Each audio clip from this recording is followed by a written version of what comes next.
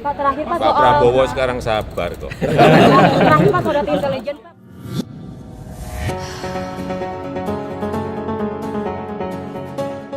Presiden Joko Widodo merespon berita hoax yang menyebut Menteri Pertahanan Prabowo Subianto menampar Wakil Menteri Pertanian Harvick Hasnul Kolbi pada sebuah rapat kabinet. Jokowi menegaskan Prabowo tidak pernah melakukan hal-hal seperti yang dituduhkan. Menurutnya, memasuki tahun politik, banyak muncul berita dan informasi yang tidak bisa dipertanggungjawabkan. Oleh karena itu, setiap berita dan informasi harus di-cross-check terlebih dahulu kebenarannya. Prabowo juga ikut merespon adanya berita tersebut saat mendampingi kunjungan Presiden ke PT Pindad Bandung, Jawa Barat. Diakui Prabowo, sebelumnya ia belum pernah bertemu dengan wamen tersebut.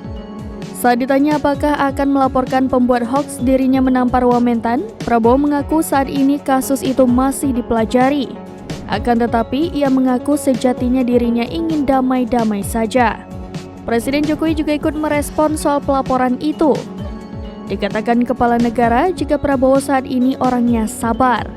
Prabowo spontan melihat Jokowi dan langsung tertawa. Sebelumnya viral sebuah cuitan dari akun Twitter @narkosun yang menyebut bahwa ada baca pres yang menampar dan mencekik seorang wamen.